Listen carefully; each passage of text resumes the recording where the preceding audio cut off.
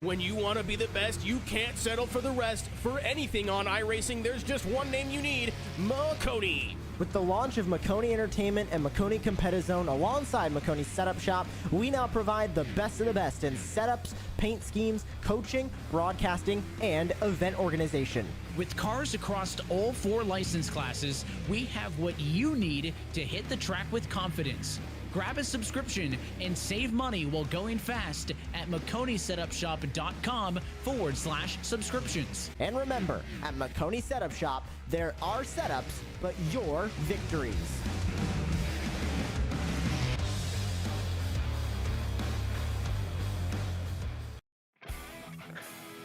From the shadow of the Gateway Arch, welcome to Worldwide Technology Raceway at Gateway, a track that blends the short track feel with 1.25 mile speed. Tonight, it's round 2 of the Door Cup Series playoffs, the second stop in this 10-race chase for the championship. The pressure's mounting. Drivers know track position here is hard to get and even harder to hold. Every lap, every pit call, every restart, a potential turning point in the championship fight. Glad you could join us. I'm Maconi Entertainment, Marty Sakala alongside Dylan Coyle, Christian Hill working in mission control. Dylan, we're excited to be bringing all the action here at Gateway. The playoffs are continuing to heat up. We're bound to see desperation, bold moves into turn 1, and maybe a little contact before the night is done. Yeah, really excited to be in the booth with you here, Marty. It's going to be a great time, a great show tonight. Gateway is always one of those racetracks where if you are a road course ace, you're going to fare a little bit better here. We obviously have not had all the road courses that the NASCAR Cup Series schedule has raced at. As we take a look at the 2025 schedule, you see Chicago, you've got Sonoma. We did not go to Mexico, and that is the only track that we could really tell that there is a bit of a difference in with these schedules. Gateway, it's low banking. It's going to make for an interesting race, especially as these tires start to wear off. Think of it as if Darlington did not have any banking to it. It's got that similar egg-shaped oval to the 1.25 mile layout. But yeah, you take a look at it there. Banking between 9 to 11 degrees in the corners. Braking here at this track here too, Dylan. It's going to be very key. You want to try and outbrake your opponent into turn 1, but you don't want to apply too much pressure onto the brakes because these next-gen cars have been known for having brake rotors fall off and ending a driver's day. Indeed, you never want to be that driver that deals with brake issues, something we won't really have to worry too much about in iRacing, as the St. Louis Arch is in the background here of this shot. What a scenic look from this racetrack. Obviously, it is not in Missouri, it's in Illinois, even though we kind of consider it to be St. Louis, right? It's a weird juxtaposition of expectations and reality for Worldwide Technology Raceway. So excited to get going here. Qualifying should be wrapping up any moment now. Those wondering, by the way, the track is 7 minutes from the Gateway Arch. Let's talk about the playoffs while we are at it. Trevor Baxter has been the man to beat without question all season long. 12 wins and took one last week to kick off the playoffs at Darlington Raceway. He comes in a 68-point advantage on Alan Duggar. Behind one, Roland Collette in 3rd in the standings. Josh Schwitzer 4th. Josh Hyatt rounds out the top 5. A fun season so far at the moment. And right now, Baxter is going to be the man to beat once again as he's currently on provisional pole at 32,186. Yeah, absolutely. We take a look at these standings still, and that cut line actually after one round in this round of 16 is Ronald Judd in that 12th place position. Obviously, that cutoff line is after the regular season, and all of those things being in this thought process means William Lark has a good amount of work to try and get moving here and get himself into that second round. If you're Baxter, if you're Duggar, Collette, a lot of these drivers, they're feeling quite comfortable before we take the green here in this race itself.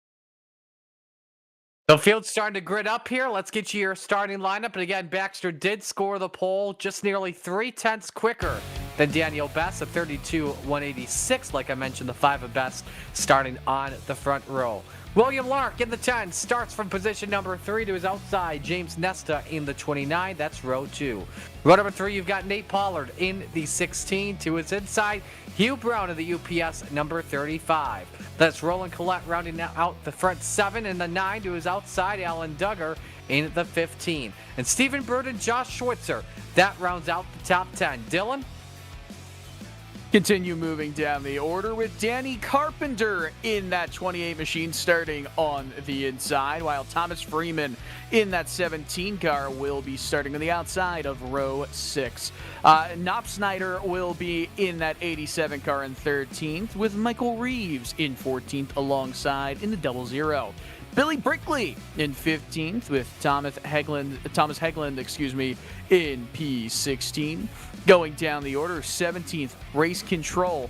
I wonder if that is a bug error there. Chris Chavez-Essery will be starting in 18th. Race Control, the 000 in that 81 scheme. It's going to be a fun one to say. Kurgelek will be starting in 19th with Burchett in 20th in row 10, Marty.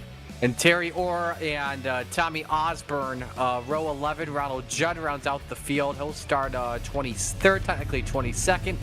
Race Control is not in this. However, somehow Race Control has the highest I rated amongst the drivers that did not qualify. So Race Control must be brilliant in iRacing without question. So Race Control and future considerations are some of the biggest names in sports. Absolutely. You just never know. A look at the race information here for tonight. The race analysis. 156 laps the distance around Worldwide Technology Raceway at Gateway. Stages will end at laps 30 and 80. 75% fuel, so expect the fuel window around 56 laps. So won't need to pit at all during the first 2 stages, but the end of stage 2, we can talk about that in just a little bit. As always, 4 sets of tires the drivers have, 2 green-white checkers, but also no quick repairs in all this. Even if you got to keep your car clean, and at a track like Gateway, going to be very tough to do so. 69 degrees, mostly cloudy skies, 86 degrees the track temp, and the wind blowing at 10 miles an hour. 25X IL as well to keep in mind. Christian, real quick before we go green. I'm sorry, Dylan, real quick, your keys to it. Wow.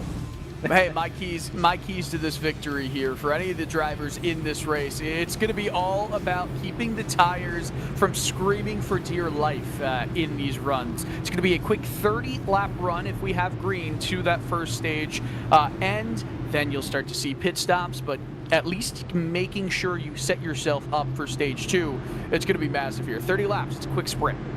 iRacing pace car makes its way onto pit road, and as Buffalo Bills Hall of Famer Marv Levy would say before a game, where else would you rather be than right here, right now? Go Bills! It's showtime at Gateway.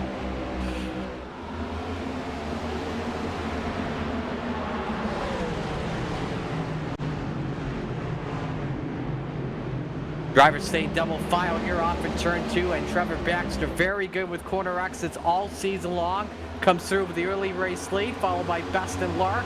James Neston, Nate Pollard, they're door-to-door into the corner. That's the race for the 4th spot on the track. We'll see who's able to get back on the throttle first off the corner. Will be caution flag waving here early.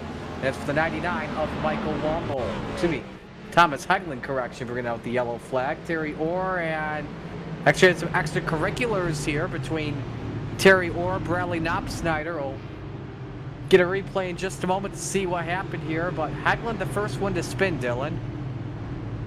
Yeah, we'll see exactly what happened. I wonder if it was a single car or multi-car incident here, as the clouds and the nighttime are definitely all rolling into the track at the same time. You know, track temperatures are going to be low as we continue on with this race. Let's take a look at the replay here. It's in the back of the midfield at the moment that this incident happens, and just a little, I would say that's a racing incident. The 99, too much right wheel. Yeah, no, well, I don't know about that. I wonder, it looked like there was some contact, ghost contact, if you will, because that car didn't move completely normal. So car in front gets right in front very quickly. And yeah, okay, so that's a weird looking movement for it just to be a quick snap oversteer and trying to save it. But there was definitely a bit of a spook factor from the car in front.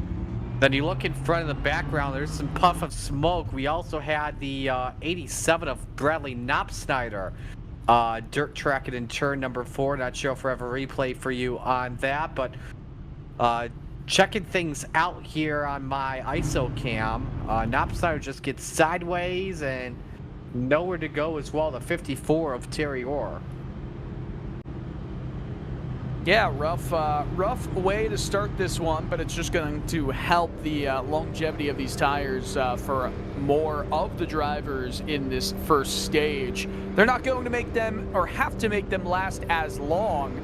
And of course, there is potential for a driver maybe in the midfield by the end of the stage if we continue to get these cautions to want to, hey, do another try at doing 2 tires, right? Or something like that. I don't think we'll see it, but if there is a time to experiment, it's going to be at this first stage break in, 27 laps now.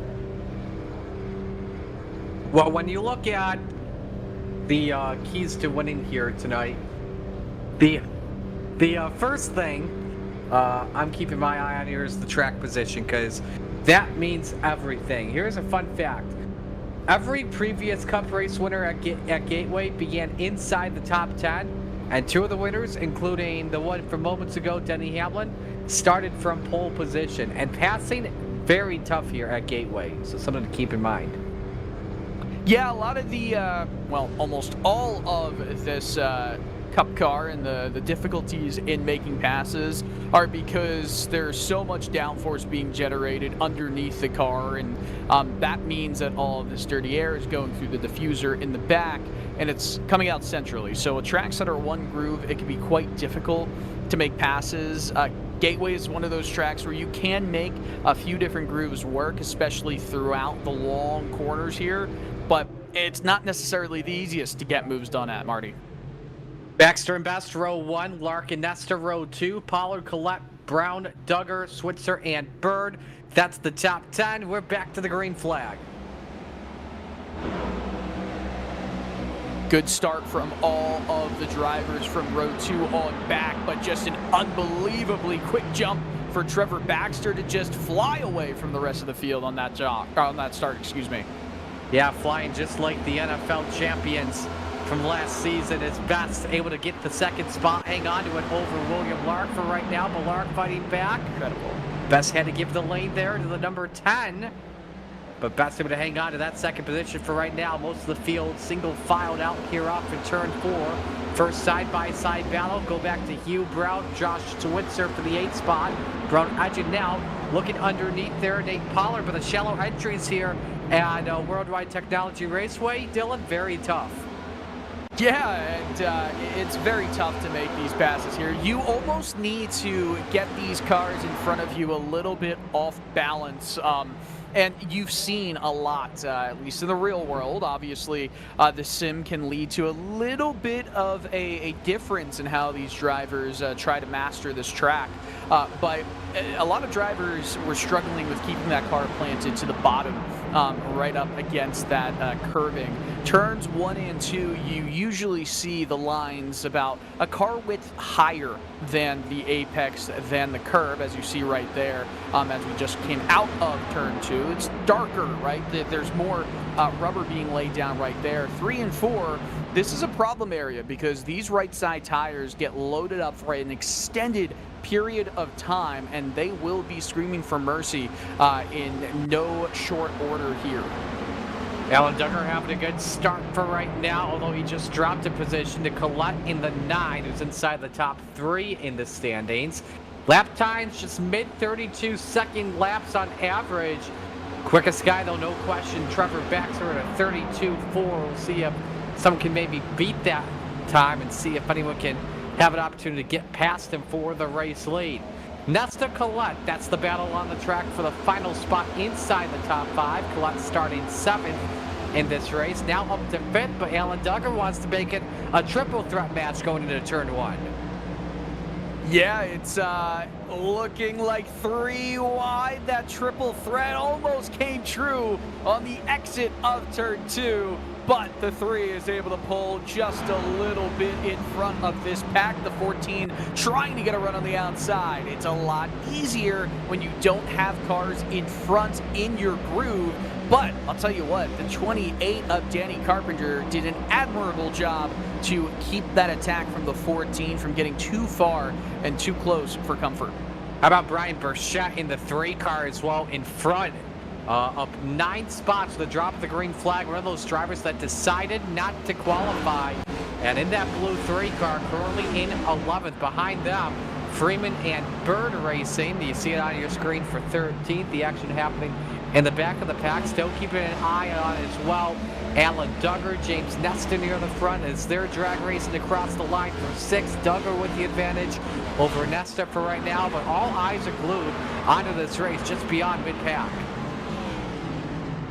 Yeah, this is a bit of a barn burner of a race so far in the midfield. So even as Trevor Baxter is able to just keep in front over Daniel Best, everything is starting to kind of come together and stay together with this midfield with the rest of the drivers in this race. We've got a very healthy lineup here tonight. It's nice to see. Sometimes when we get to the playoffs, it can make for smaller car counts. We've got 22 drivers tonight, and they're very well matched up.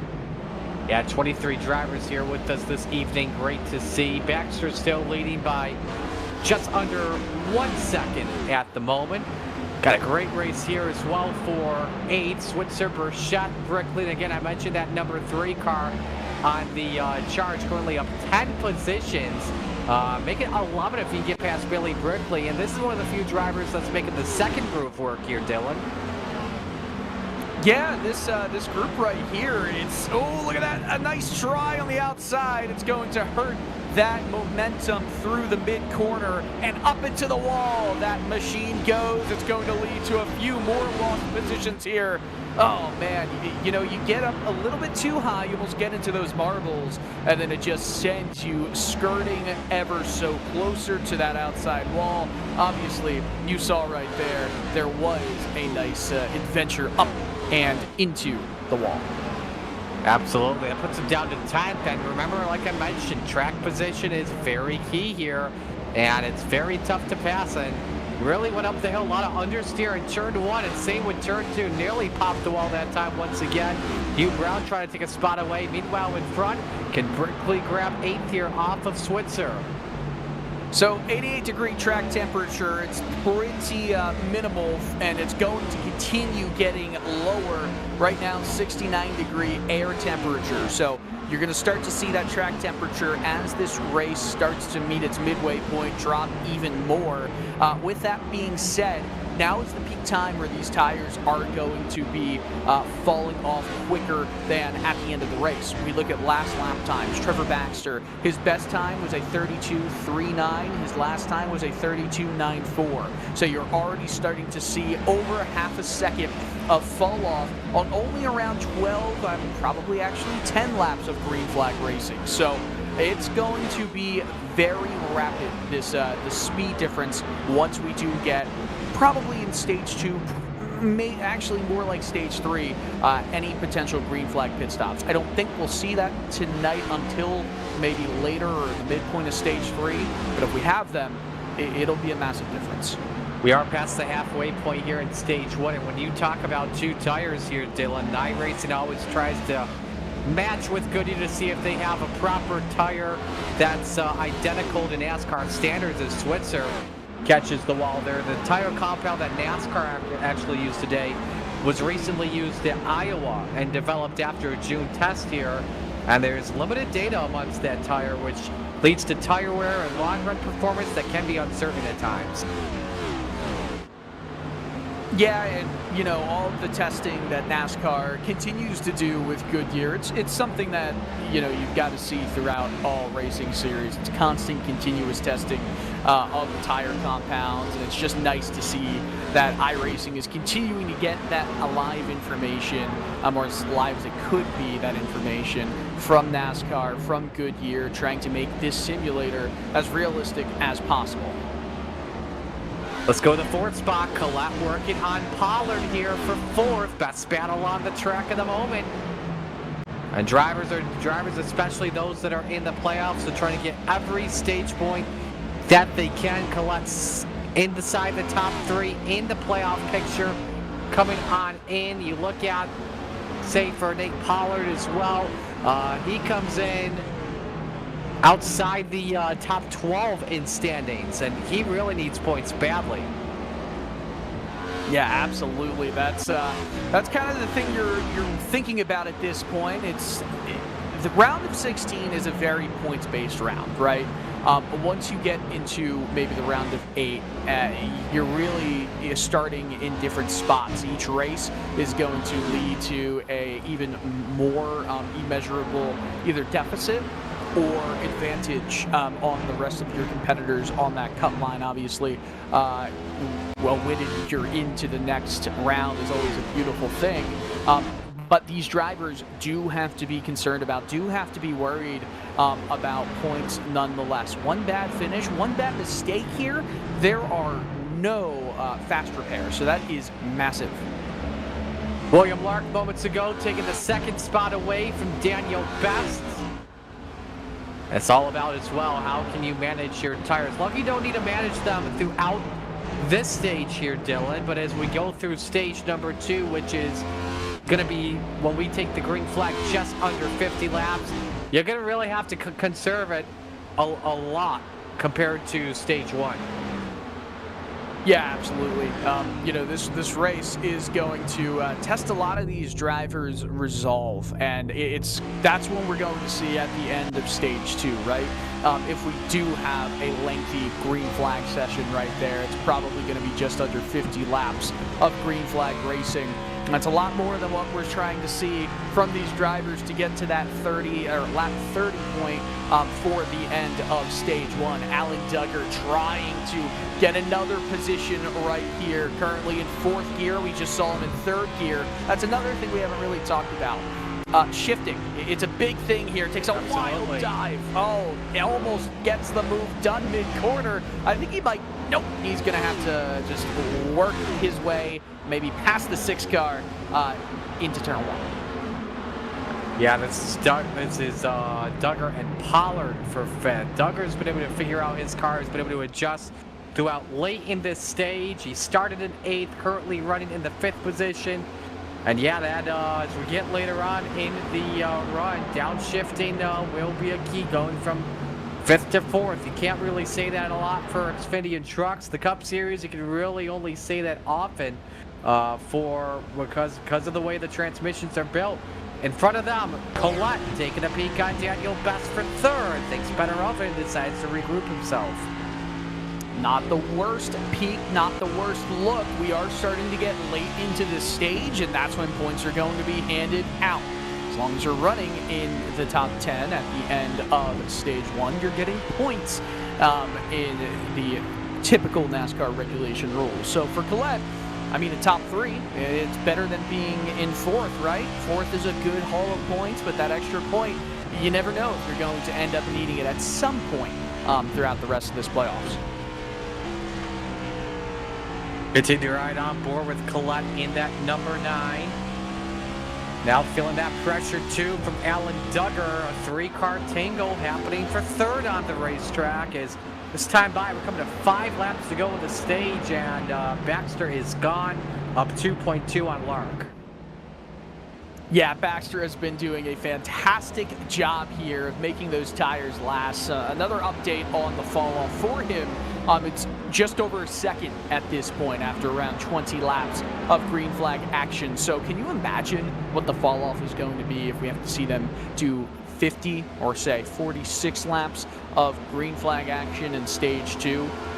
Stage 3, they're almost certainly going to have to cut it in half or do something to get those fuel numbers right. It might be close, even with the fuel potentially being a concern at this 1.25 mile track.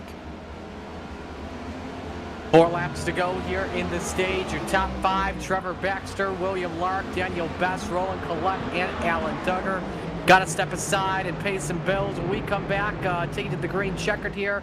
As Trevor Baxter leads. Oh, to me. Oh, excuse me. Pardon me. Nope. Wrong situation. It's that little moment. Best Collette and Duggar for third spot. I'll tell you what, Marty, you were doing your best Fox impersonation there. Did I say that? Hey, I'm just trying to go off. I'm just trying to go off of orders I'm seeing. Okay, so okay. The conversation's going on in the background, but nonetheless, this is quite a good battle right here that we're seeing. Absolutely. I'll tell you what. This 9-car of Collette, not only is he trying to worry about the attack onto Daniel Best, but you could open up the door real quick to not just drop 1 position, but 2 positions. As a matter of fact, Alan Duggar is closer to Collette than Collette is to Best, well, at least mid-corner. Now it switches over. This is a great matchup. Absolutely, and it could become 4 here in just a moment with Nesta. It's a Hornet's Nest here in the center of 1 and 2. Keep in mind, pits as well are closed for the rest of stage 1. We're coming to the final lap here of the stage this time, and every position means everything here, Dylan, like we've been mentioning. Absolutely, every position matters. When a position is worth at least a point, you go for that point, you go for that position. 4 cars under a blanket right here. I believe this is the final lap before we do get that green-white checkered, or in iRacing, the yellow flag. Yeah, well, that's happening. Back out in front, Trevor Baxter in the 12, the pole sitter. And again, dominant all season long. He has got 12 wins, 20 top 10s, and 22 starts. Baxter off for 4 to take the stage checkers. You're watching the race for third, though. This one more important. Collette looking for a run on Best. Not going to be enough as the draft matters for Best. He bests Collette at the end and finishes third. But it's Trevor Baxter, your stage 1 winner, picks up a playoff point towards that one. Now we'll step aside and pay the bills. When we come back, pit stops in Door Cup Series playoff action on Maconi Entertainment.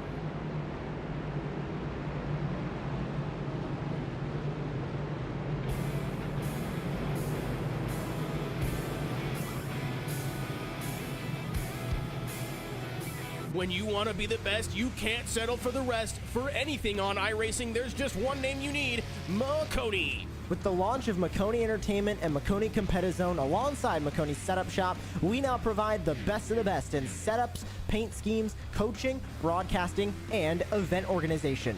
With cars across all 4 license classes, we have what you need to hit the track with confidence.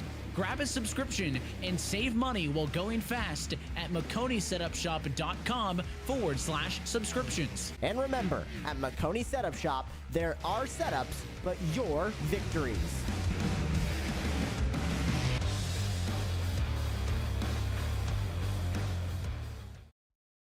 Racing isn't easy, but experiencing it is. iRacing puts you in the driver's seat with the industry's leading sim racing game. Drive on laser scan replicas of the greatest racing circuits from around the world.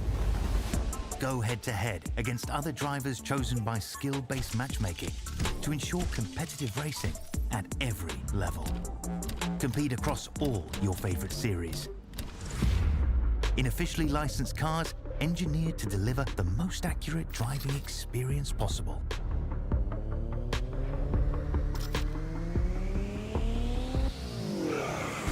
Join a race or host your own with players from across the globe. Race against the computer or in a league with friends. Feel the thrill behind the wheel. Visit iRacing.com.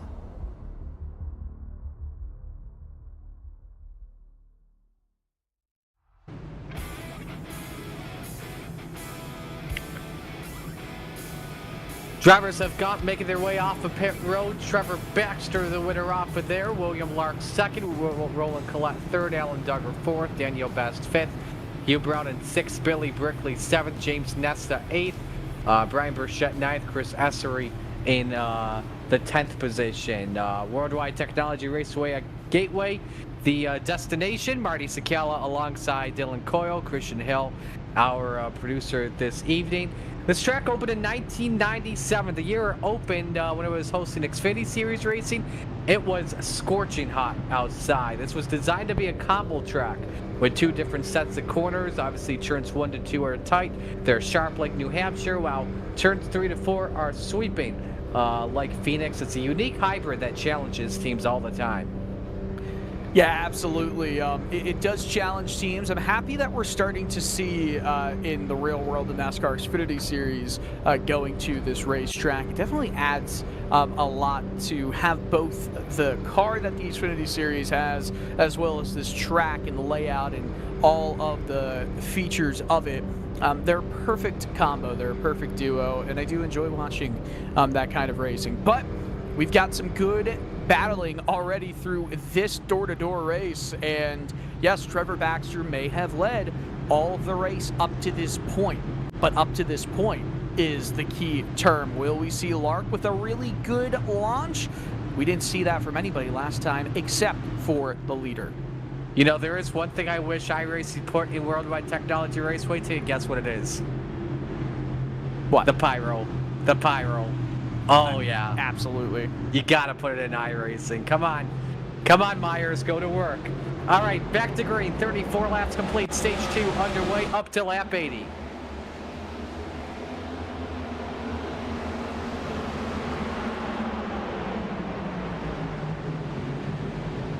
Lark around the outside of Collette with the second position. Ooh, one driver nearly got sideways. I think that was the 5 of Best. Makes the save, but battles with the UPS package car, that 35 of Hugh Brown. The battle for 5th is on here, Dylan. Yeah, that's a really cool scheme right there in the 35. Hugh Brown currently in the top 5. That was a big slide, and Daniel Beston is continuing to drop spots from 2nd, now all the way back to 11th on our timing screens. Man, Daniel dirt tracking that puppy off of turn 4. A terrific save, and with the rack and pinion steering that next gen has, it can be very, very tough to save these cars. You just never know what'll happen. So, lost a plethora of spots. That was basically collateral from his moment, and now the field's all basically spread out, and Trevor Baxter's got company for the race lead. William Lark has stayed a car length behind the number 12 here. Yeah, this is quite interesting what we're seeing right here. The 35 right now down the inside of Alan Duggar. These two going at it, but Duggar gets back to going single file. Top 5, all one by one by one by one. Pretty awesome stuff. Mostly single file here. Then you go back to Brian Burchett and Chris Essery, 2 drivers that start in the back. They're up at least 10 spots. Burchett in 6th up 14, Essery up to 7th up 11. Meanwhile, Hugh Brown in front, the pass underneath, the 4th position makes it stick on Alan Duggar off of turn 2. That was a really solid move right there from Hugh Brown. Up 2 spots so far in this race. You know, there are other drivers that are even higher up in the green when it comes to positions gained, and they are hot on these drivers' trails. The 6th and 7th place cars, Brian Burchett and Chris Esseray, up 14 and 11 spots respectively. They are getting, look at that right there. They're getting after it. And speaking of Burchett, just set the new fastest lap, 32:39 at the moment, and approaching Alan Duggar in the battle for the 5th position. Chris Essery behind in 7th, as many points as what the Bills have right now. Go Bills. That's cool, man. That's cool. Go Birds. Yeah, no Birds. Yeah, there we go. Sorry, the 2 Super Bowl rings were clogging both my ears up, but Hugh Brown making a really nice inroad so far at the start of stage 2. We're moving on to lap 41, and this is definitely a longer stretch. So, oh, look at that, a really good swap over mid-corner, but because of how just long that corner number 3 and 4 are, it makes it quite difficult to get a move done, even when you've got speed in mid-corner. He goes down lower and almost got into the left rear of the 9. Nice drift there through 1 and 2. That car nearly snapped as well, not just once, but twice. Very, very close call. Yeah, that was quite brutal. That could have been really, really bad for two top runners in this race right now. All of a sudden, though, Trevor Baxter has gone out to a 0.6 of a second lead, now down to just half a second going into turn 1. Obviously, you're going to see some fluctuation happening there. But he's doing exactly what he's needing to do, but so is William Lark. He is staying right with him. Those two are driving away from the rest of the field. Yeah, not as big of a gap as what Baxter had at this rate in stage 1. Meanwhile, while looking at another driver we saw near the front, Daniel Best in the 5 after he had that save off of turn 4 on the restart. Hasn't been able to gain any spots since. He's still stuck in that 11th position. Yeah, he is still just kind of floundering out there in 11th after that big moment earlier in the stage. We talk about how difficult it is to pass here, how important track position is, how integral these restarts are to how you're going to be running for the next good stretch of time. The one good thing for Daniel Best is even if he can't make up more positions by the time that this stage ends, there are more stages. Well, one more stage, at least one more restart, and he's going to hope to get a good chunk of positions when that happens. Exactly, that's where all the points are going to be on the line there for sure. But you always want to try and finish in that top 10. If you can get at least 1 point out of this, it won't be too bad. As here's Kurjalak working on Nesta in front, actually just behind the 4 of Vessery. Good battle here for 8th. They're side by side off for 4.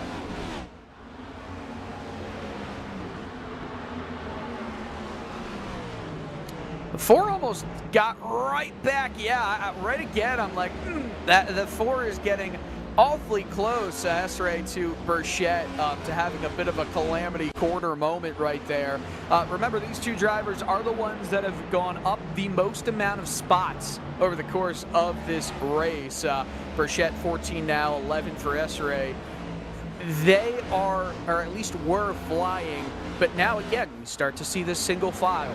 Once you're single file, it's hard to differentiate yourself in these next-gen cars about when it comes to how quickly you're able to get moves done. You can get right up to the back of each of these drivers, each of these cars, but then it's a little bit difficult to get the move done. At a track like this, it is even more so important to take advantage of every mistake from drivers in front.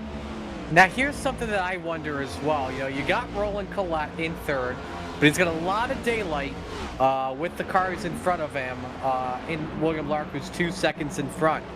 Is that a lot of dirty air still to mess him up, or not really, Roland? We just saw a big moment for the 41 and 69 on your screens right there. Both of them almost completely losing it in turns 1 and 2. Good save from both of them, but it has opened up the door for Daniel Best to pick up a position here. So talking about making mistakes and other drivers capitalizing on that. Oh, that's exactly what we saw. And there's a mistake from Best. That's not his first mistake of the night, and this may cost him 11th. Stephen Bird tries to attack.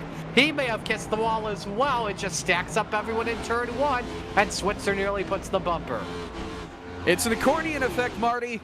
Oh, my goodness. The 9 machine of Collette just opened the door of his own doing for the 35 of Hugh Brown to move into 3rd. Collette, I mean, his right side tires were, again, a hard hit right there. These drivers are not taking care of these race cars. Collette had his right side tires. Yeah, that fender damaged. In the opening, you'll see right here on the exit at 2, there's this opening at Gateway right here. The wall separates, and right there is where I'm saying.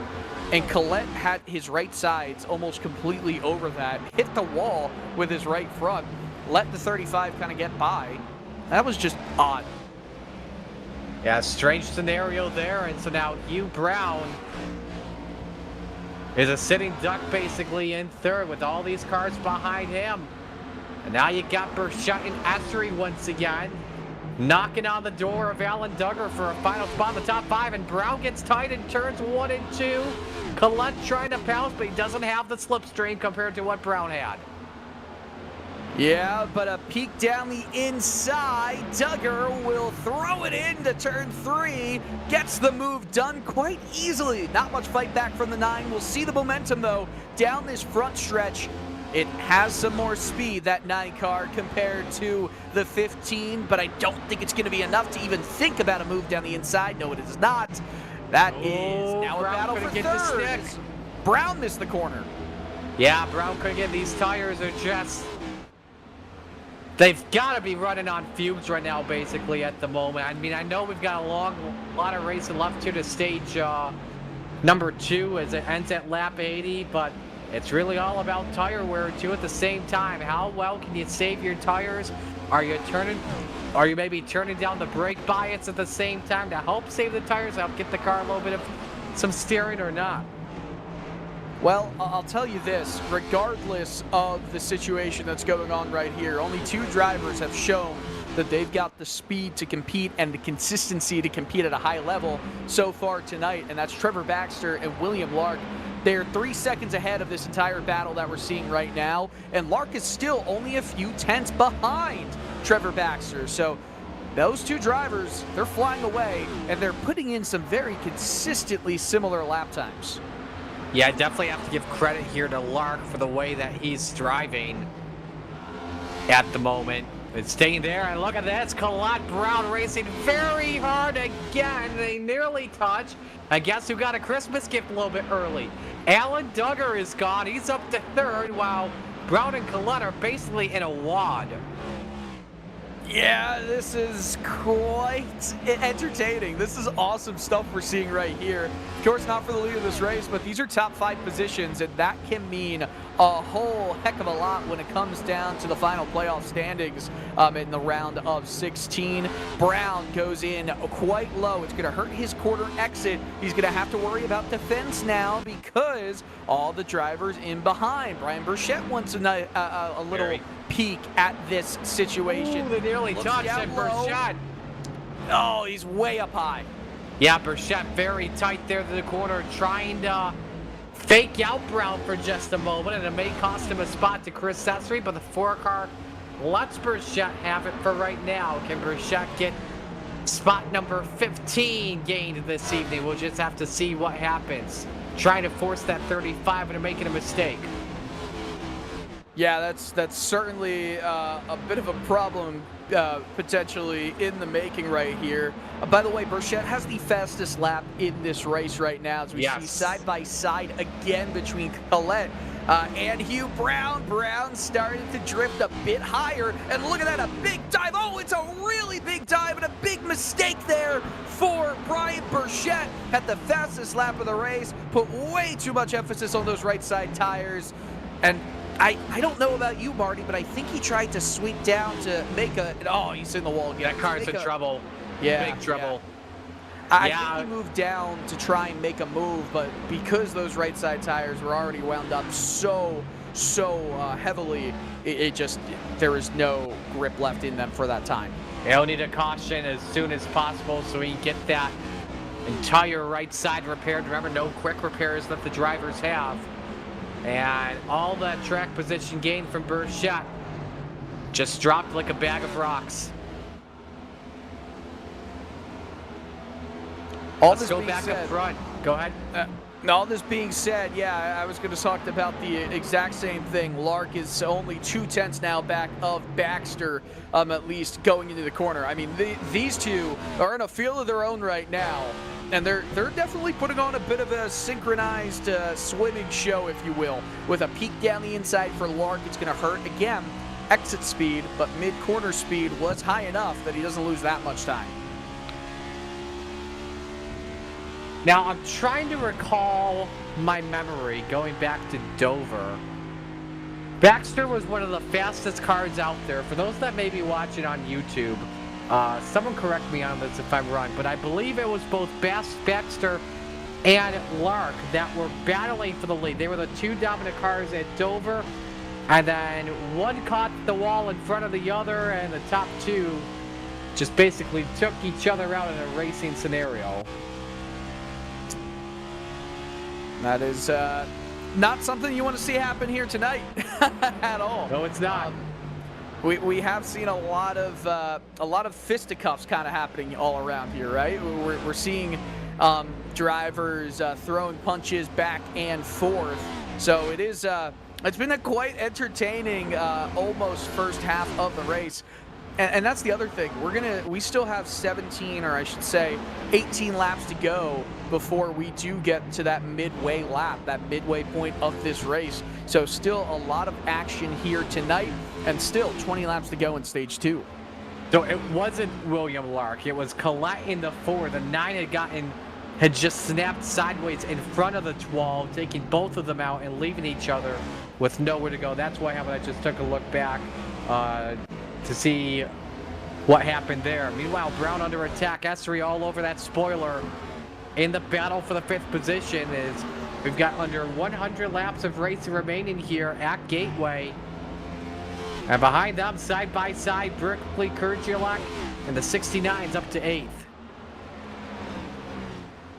Well, it is back up to 8th right now with Billy Brickley. We've talked about Brickley a little bit tonight so far, and I wonder who's been saving their equipment for the last 15 or so laps of stage number 2.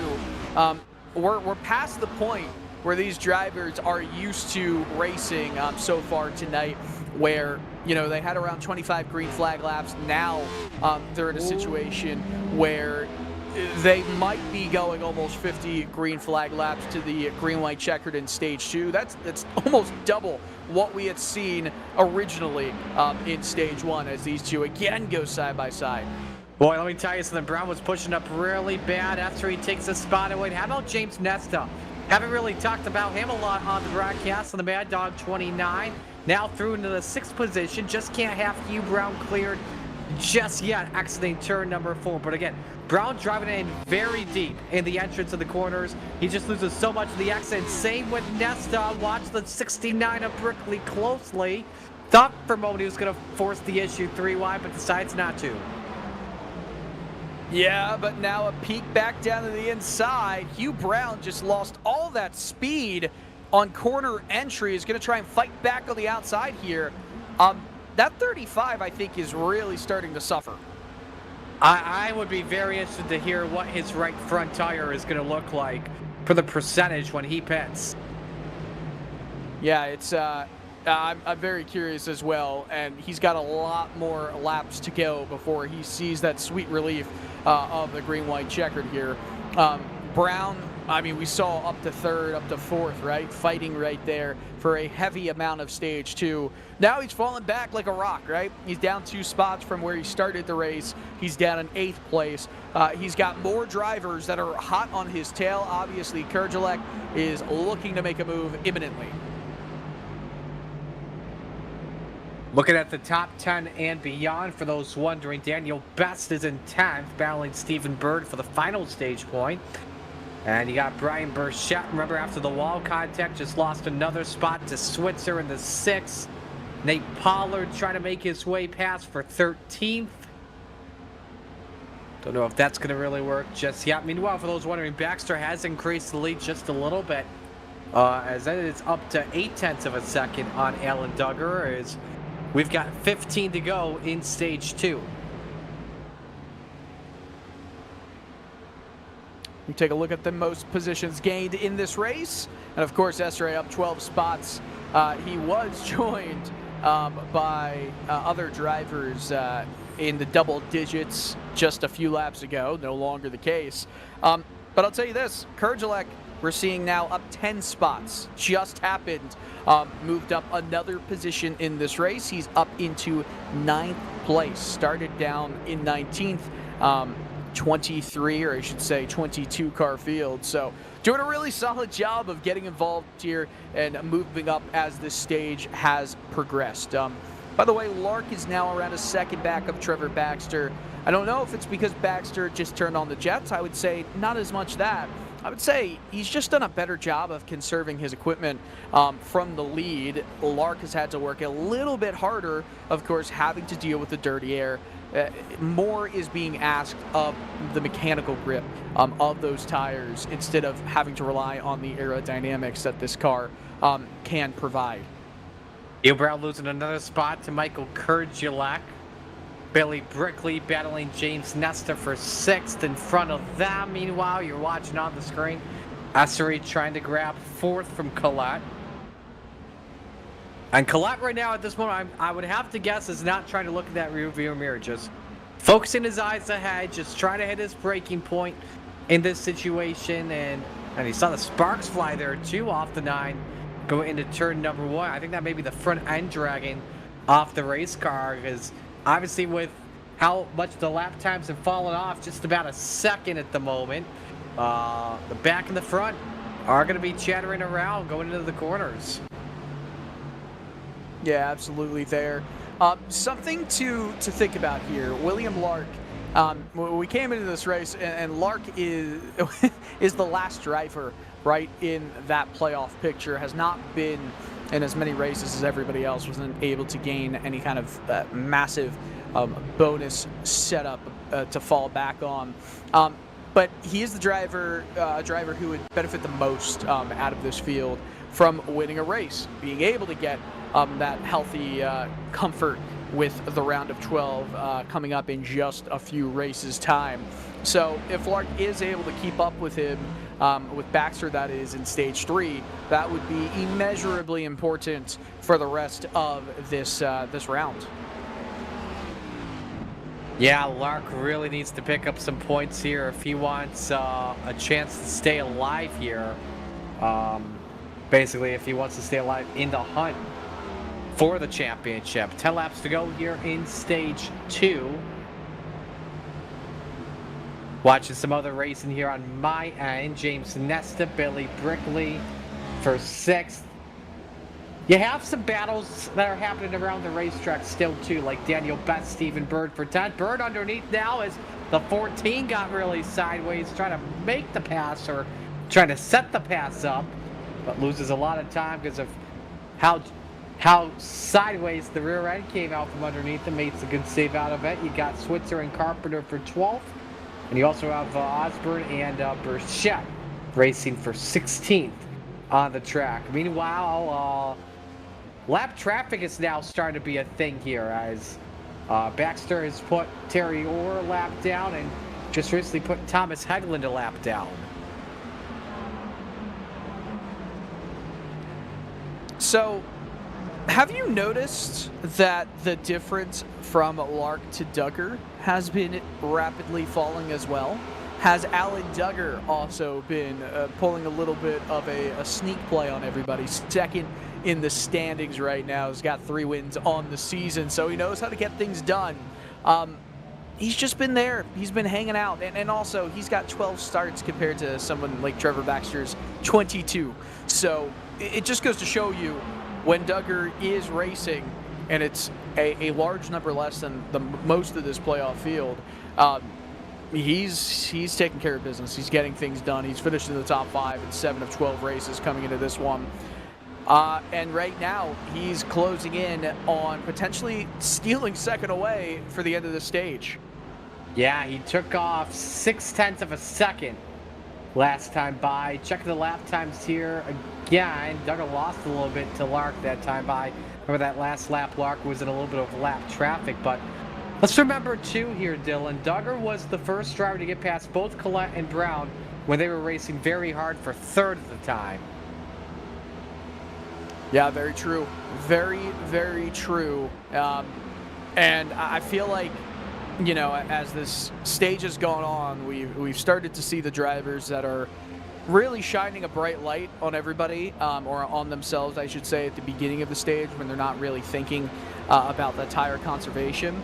But it is such a difficult skill to master, right? Saving your equipment, saving your tires, because there's no points being handed out on lap 50, right? For where you're running on lap 50, the points are being handed at lap 30, 80, and then 156. So wherever you're running at those points are the only thing that should matter and factor into how you want to race the track. As are we seeing a pit stop right now? I was confused about the speed difference that we saw just getting out of the way. That was odd. Remember your two Dylan drivers do have to enter an exit pit road off of the access roads throughout the corners. One of the more unique things about this racetrack, especially under green flag conditions here, and iRacing replicates what happens in the real world as well. You've got to go in right there to indicate, hey, I'm going down pit road, and it's definitely safer to do that. 4 to go here in this stage here so far.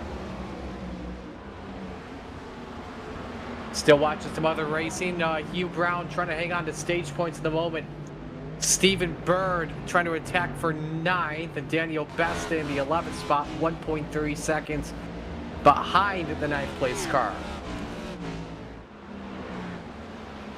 Yeah, this it's definitely gotten worse for Hugh Brown, and there's an opportunity for him to not only lose 9th place, but fall out of the top 10 entirely, which would not be a good way to go.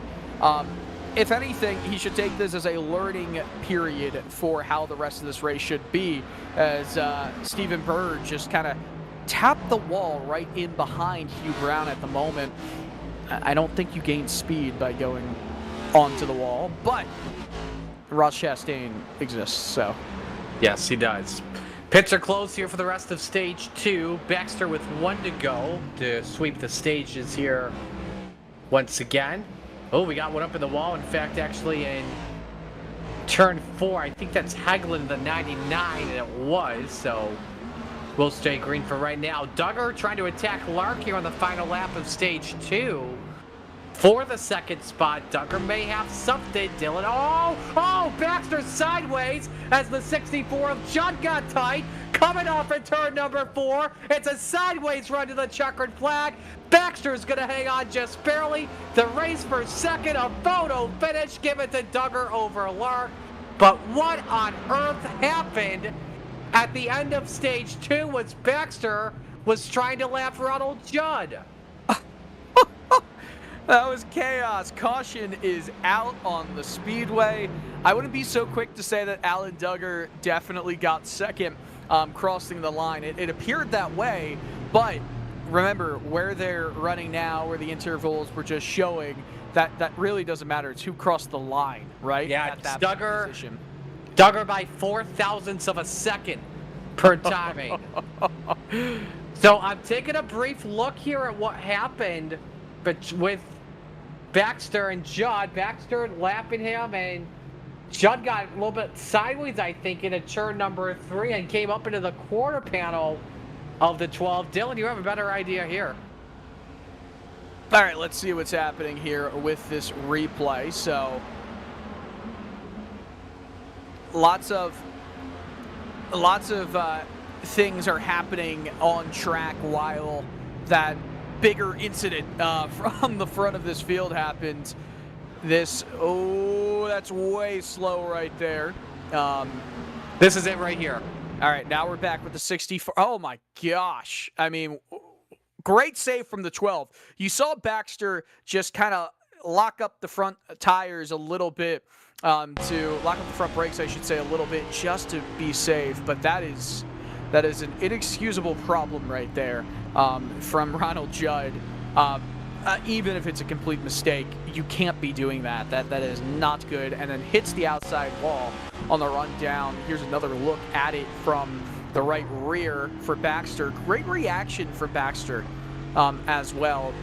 I almost feel like he saw it coming and reacted to it properly. No, that's a drive of a champion. I'll say that for sure. Absolutely. Pit stops happening here to end stage 2 with the race off. Baxter, followed by Duggar, Lark, Essery, Nesta, Brickley, Kurgilek, Brown, Bird. Well, actually, we'll hold on 9th. It's Bird and then Switzer. That's the top 10. Step aside, take a quick break here. When we come back, the start of stage 3. You're watching Door Cup Series action on Maconi Entertainment, presented by Kinetic Gaming.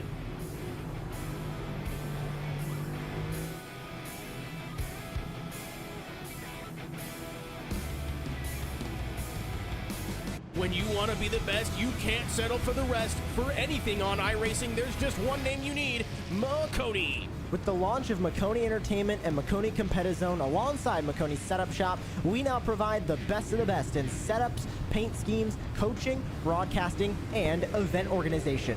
With cars across all 4 license classes, we have what you need to hit the track with confidence. Grab a subscription and save money while going fast at MaconiSetupShop.com/subscriptions. And remember, at Maconi Setup Shop, there are setups, but your victories.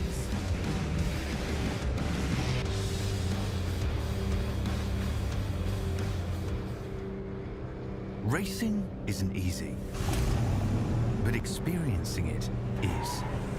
iRacing puts you in the driver's seat with the industry's leading sim racing game. Drive on laser scan replicas of the greatest racing circuits from around the world.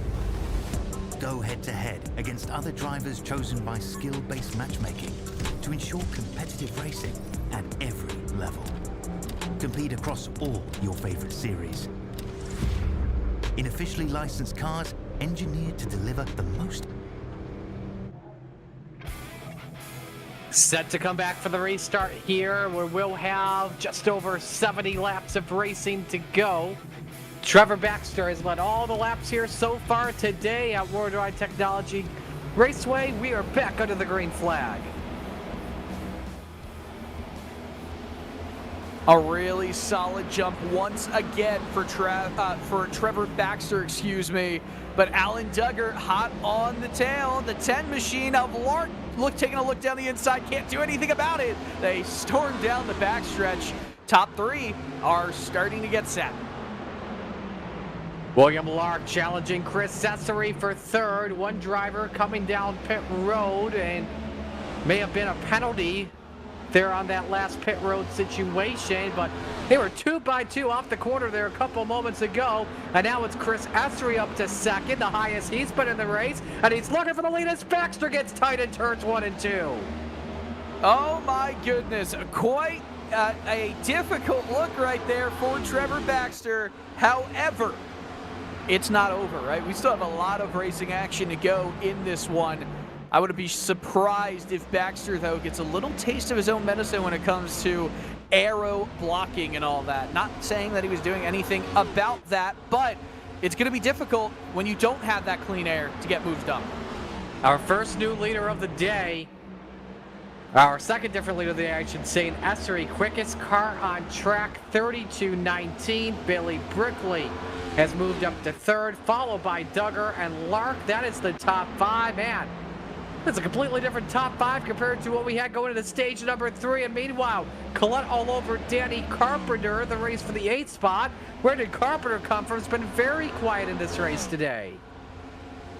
Yeah, absolutely quiet, but Danny Carpenter is starting to move up the field, up 3 spots in this race. Has been hanging around in the midfield, but hey, again, it's where you finish at the end of this race that's going to give you the biggest chunk of points in the standings. So as we're moving towards lap 89, we're already starting to see Trevor Baxter a little bit falling behind of Chris Esri. Esri in 17 spots up from where he started this race. But I don't think this race is out of Baxter's hands. I've seen this move too many times where you say, okay, you're gonna storm out in front. You're going to use up your tires, and I'm going to just chill and wait and take advantage of it when you start to struggle.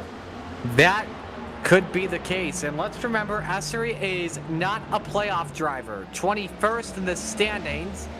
And look at me, spoiler, here in the playoff situation. And see what may happen. Billy Brickley currently in the 3rd spot on the racetrack.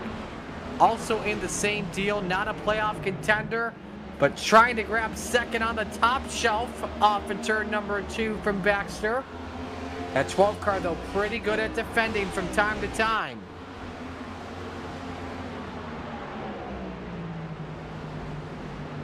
That 10 might have a really good exit here, but kind of got a little bit tight mid-corner. Still is going to have some momentum. Will we see William Lark make a move? No, not close enough.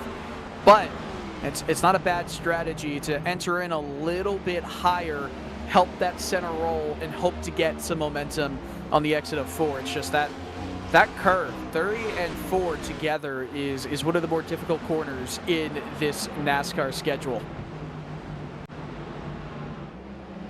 Side by side behind in 3 and 4 as well is Collette and Carpenter once again. They're drag racing for 8th, and again, Carpenter, stellar defense on corner exit. Collette rolling better in the entry of the corners. Look at that, a little bit of a swap over right here might happen when it comes to the momentum down this backstretch. William Lark still in those tire tracks of the 15. Almost made a move on Alan Duggar, but I think Duggar saw that momentum, saw that speed, and just maybe drifted to the left a little bit more. And the wall goes Carpenter. All these drivers hitting the wall right now. Ooh, that is tight. Again, this is the battle for 8th on the track, leaving it going for the same piece of real estate, and Carpenter nearly scrapes it once again. This is thrilling stuff here at Gateway. Yeah, it's been some good stuff. The 9 trying to take a peek down the inside. Nothing really doing there on Danny Carpenter, but Carpenter did hold the door open, and if the 9 wanted to muscle his way in there, he probably could have. Carpenter goes on the defense. Meanwhile, watching in front of those drivers, William Lark, Alan Duggar, the two that battled to the end for 2nd in stage number 2. This time, though, racing for 4th after Essery and Brickley got past both of them to begin stage number 3. Chris working a near 4/10 of a second lead on Brickley, and they're the two biggest movers in this race. Chris up 17, Billy Brickley up 13. You've got Michael Kurdzielek in 7th up 12, and Tommy Osborne in 12th up 10.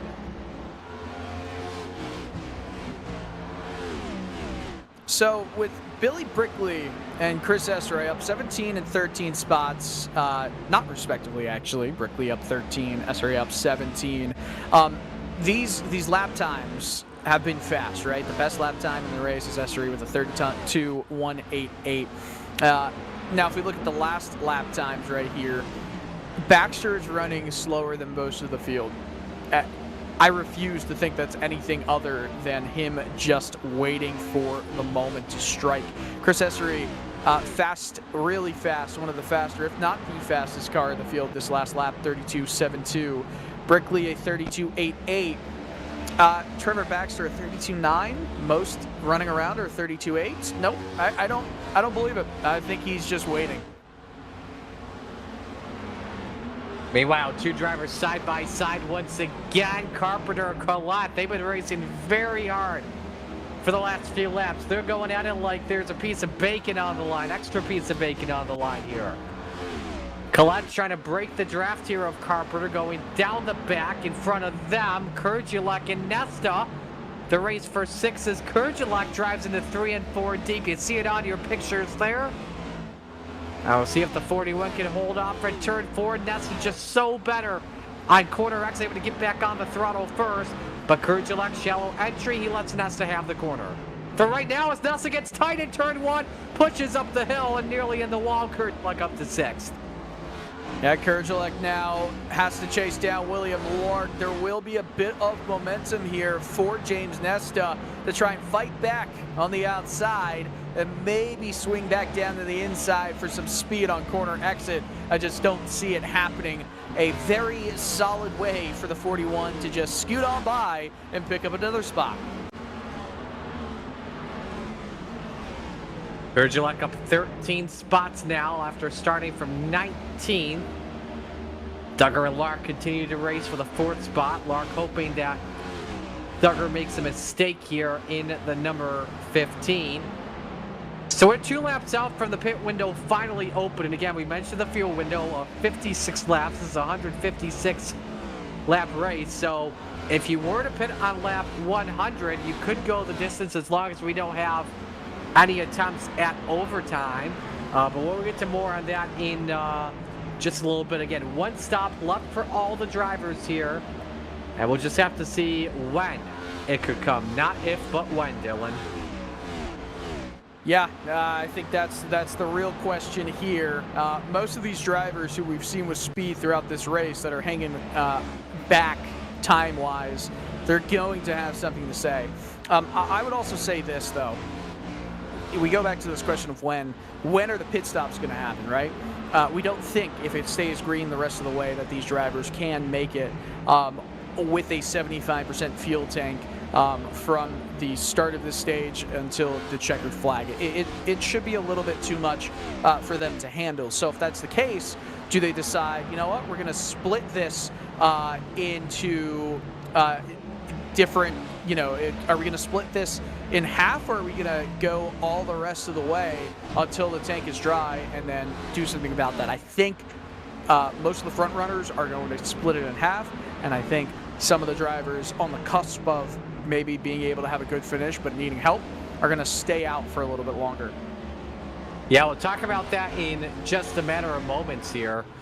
Chris Essery, though, your race leader at the moment. 1 second the gap between him and Bailey Brickley, and Trevor Baxter now starting to attack on that spoiler of the 69. A good race here for second.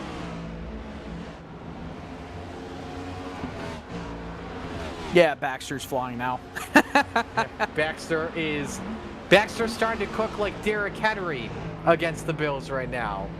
Wow, a self-burn? A self-own? Yes. Surprising. Dylan, hopefully you had that on your parlay too, a Derrick Henry touchdown. Oh, I had no parlays tonight. It was just I wanted to see either a Lamar or Josh Allen touchdown. I did not have a Derrick Henry touchdown on the bingo sheet.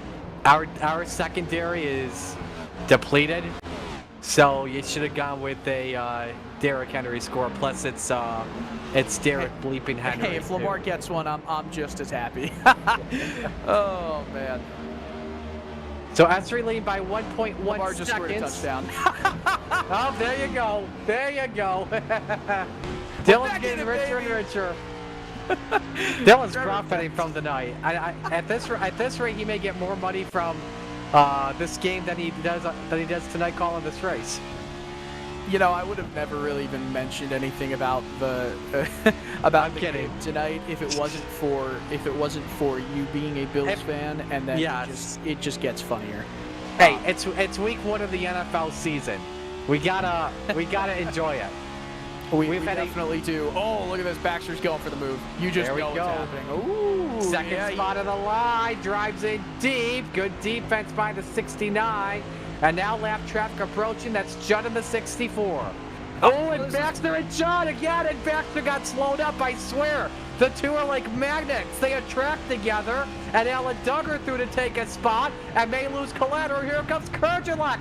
Flying out of a bullet. He's through to 4th with a bunch of bumper tags going on.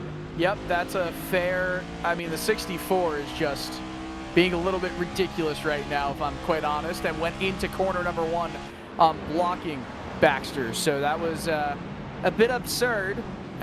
Obviously, this isn't any open wheel series. You are entitled as a car that is a lap down to the space, but it is, once you're lapped, it's almost frowned upon to do it. Not frowned upon, but it's a little bit ridiculous at a certain point to continue blocking cars that are 2nd, 3rd, 4th, 5th. And Baxter and Judd were just arguing over the radio. Race control told them to knock it off. We'll talk about this after the race. And Baxter is going to be driving possessed here for the rest of this one, trying to get past the 5 of Daniel Betts. That's a lap car. And now tries to set his sights on Kurgelak for the 4th spot. Yeah, trying to make it happen here. We'll see if Kurgelak is going to be able to hold off Baxter for a lengthy period of time. You know, a moment like that can make a driver start to see red and start to drive a little bit more angrier than he would have liked to do. Baxter looks down the inside. How hard of a move is this going to be? So far, a really good fight back from Kurgelak on the outside. Well, let's remember, too, Baxter's been saving his stuff up throughout stage number 3, so he can pass drivers here without question. think he got the 4th spot at the line over Courage like he did by 100th.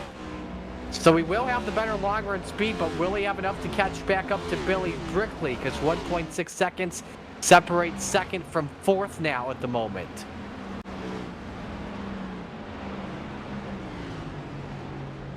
But still, Chris Sestry, your race leader, up 1.1 on a new 2nd place driver. Actually, I should say the same 2nd place driver, Billy Brickley in the 69. Hey, Dylan, where are we going next week? Where are we going? We're going to Bristol?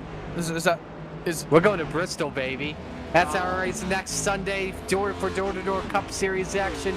Bristol Motor Speedway, the half-mile high-banked race that hosted a baseball game not too long ago. 8 p.m. right here on Maconi Entertainment. They're glad you Indeed. Bristol is one of the most fun racetracks and fun environments to be in. Yes, you'll be able to catch all that action 8 p.m. next Sunday night. Going to that track is unbelievable. I haven't been there in a few years. My last time there was 2022. But that is a bucket list track, especially for the night race. I believe that was when Chris Buescher won. Yes. Calling correctly. Yes, there you go. Under the winless streak. I believe that was his...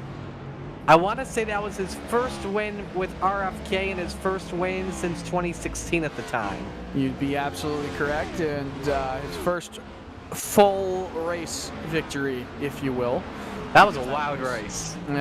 Because Pocono, the fog rolled in on a Monday, and Chris Buescher won. The crazy fog rolled in. So, but Bristol's a fun track. You got to go to that. That atmosphere is amazing.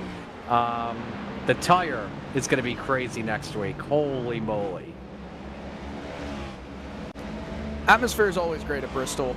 Yes. I feel like it's one of those racetracks that you almost wish that there were that more people travel to the Virginia Tennessee line where Bristol is, like the actual city of Bristol, because it is a good time there. I know Johnson City and Bluff City, where Bristol really is, gets most of the people to stay there, but if you can, try and stay in the Virginia, Tennessee area. Or camp, you know?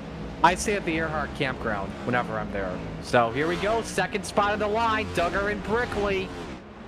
Brickley edges out for now. Keywords for now. Duggar, thank you very much. Slide job, 2nd spot is his. That 54 is Terry Orr, just pitted moments ago, lap 109, with fresher tires than the rest of the field, so he'll be able to get through. So let's talk about pit stops while we're at it. Dylan, you brought up drivers could split the strategy maybe. Here are the numbers I'm thinking, crunching them. You know, drivers put on lap 82, they could go the full 56 and go up to lap 137 and be good to go the distance. Or do they try the undercut and split it in half, pit on lap 123, be 23-23 to the end? I said it a little bit earlier, and I still feel this way. I think we're going to start to see some of the front runners taking a very close to midpoint range area to start their pit stops. And then you're going to see some of the other drivers who just want the opportunity to maybe get lucky with a caution to stay out a little bit longer, extend that streak that they're out on track. But with fall off being over almost a second and a half at this point of this run, you're going to start to see more drivers doing that and coming in closer to that midpoint. Change for 3rd, Trevor Baxter past Billy Brickley, and we got our first driver in the top 10 pitting, James Nesta.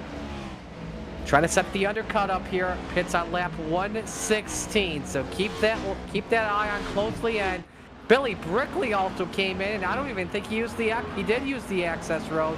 I just didn't even hear him say pit in. So there's 2 drivers that come in, so that put him 40 laps to the finish. That way they'll have enough fuel in case of 2 overtimes. But who will want the tire wear / the track position is what we're wondering. I feel like the undercut is going to be a little bit more powerful than the overcut here, but that'll go away if we're looking at, I don't know, 3-4 laps of a difference with undercut, overcut. I think you're hoping that most of the drivers who are doing a bit of an overcut, or the ones you're trying to undercut, stay out for 3 to 4 or so laps, and just give you time to get those tires up to temperature and with the speed that you want to get. Baxter in. All right. You gotta be very careful as well on these pit entries and exits because of the access road. You got two areas of grass right next to you, and if you get in it, that could possibly lead to penalties, especially on exit. And I believe, Dylan, Hugh Brown and Danny Carpenter, we got to watch this real quick. These two are going at it, and we might have a 3-wide deal here. Oh, Brickley trying to lap them both too, I believe. Actually try and get a lap back from them because he's on fresher tires. Certainly on fresher tires. Brown drifts way up Leaders high. are in. Leaders are in Essery and Duggar pit. And same with Kurjalak. This could be the money stop here because it's one of those tracks where pit calls win races. You don't just need 4 fresh tires. You need to time them perfectly. Track position is king. One bad stop can bury you. Obviously, you see both drivers having their cars. 2 tires. Okay.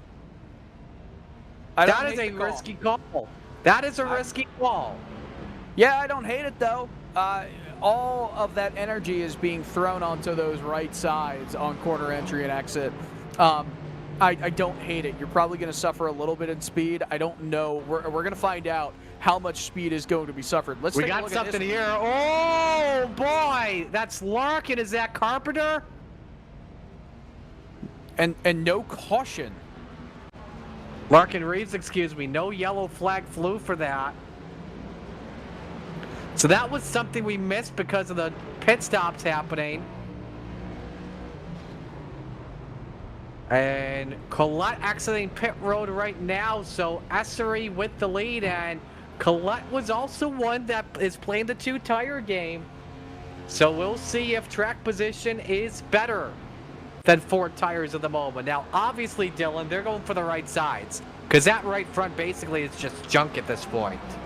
Correct. Yes, they're leaning. I was just saying, like, they're leaning on those right sides so much at this track during this race. The turns 3 and 4, I mean, they're on the right sides. They're leaning on them as much as possible, longer than almost any other track I can think of. And especially with it being so flat, you're depending on that mechanical grip way more in dirty air, especially than you would at other racetracks. Not gonna lie, I think a bunch of people were wishing that a yellow flag flew at that time because that could have been a race changer. The absence of it is more of a status quo type deal, but we do get to see strategy start to play out. I'm always okay with that. Danny Carpenter now on pit road, so as I'm looking at things, 3 drivers took 2 tires. Your Essery, Collette, and Tommy Osborne. First driver on 4 tires is Billy Brickley in the 69, and I think the 2-tire call is actually working because the race pace is being matched by everyone that just pitted. 32 4s, 32 5s around. No huge difference between the 2-tire and the 4-tire calls. Not a huge difference indeed. However, I'll tell you this, I don't know how long that's going to last. Trevor Baxter with a 32-4 last time by. 32-4. Hugh Brown sideways, and we got a lot of blocking happening here across the line. Almost looking like they're snaking in the Indianapolis 500. Yeah, you had Best, Bird, Osborne, and I believe another car as well that was in it too. But they're getting wild and wacky. Nate Pollard now on pit road, pitting from the race lead, trying to get some extra laps to see if he can gain tire wear here at the end. We'll see where he was hoping for a caution flag basically at this point here, Dylan, but didn't get it. Yeah, absolutely, and that's kind of what we were expecting here. Now everyone's made their bed. We'll see how the rest of this race does go. Duggar is the leader on that 4 tires strategy. S3 overall leader and leads the 3 cars that went on 2 tires. How long is that going to last? I mean, right now it's relatively equal, but in 31 laps, 30 laps time, I don't know if that's going to be the case. We will have to see. 0.8 of a second between Collette and Brickley. The delta between 2 tires and 4 tires. Then it's Duggar and Kurgulak in 5th. Trevor Baxter now all the way down to 6th spot. It's Hugh Brown, Josh Switzer, James Nesta as they race for 8th. Nate Pollard coming out in the 10th position on the track. The best man, though, as a whole on pit road, Roland Collette, the fastest at a 39.33 when it came to the 2 tires. Now, when it came to 4 tires, I'm seeing a 40.8 out of Hugh Brown. So that definitely helped him out a little bit. Not too much, though.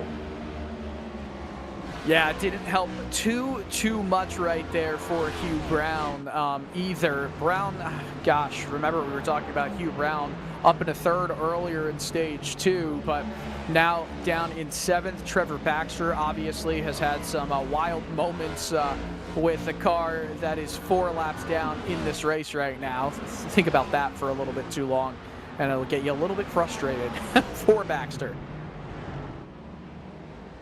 Absolutely, it will. Let's head to 4th place on the track. Duggar, Kurgulak, and Baxter, a triple threat match for the spot here, as we are inside of 30 laps to go in this one.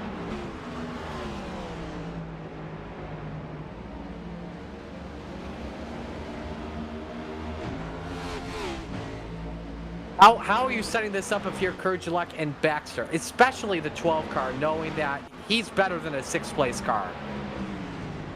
I mean, how you're setting it up is you're just trying to find that hole, that gap that the car in front makes. Of course, we're seeing Billy Brickley doing everything he can right now to keep the train of Kurgulak and Baxter, as well as Alan Duggar, away from him. But I almost feel like these 3 aren't going to be fighting amongst themselves for the next little bit. They know how important it is to get by the drivers in front without taking each other out. Now, that's not to say they're not racing, right? If there's an open door, they're going to go through it.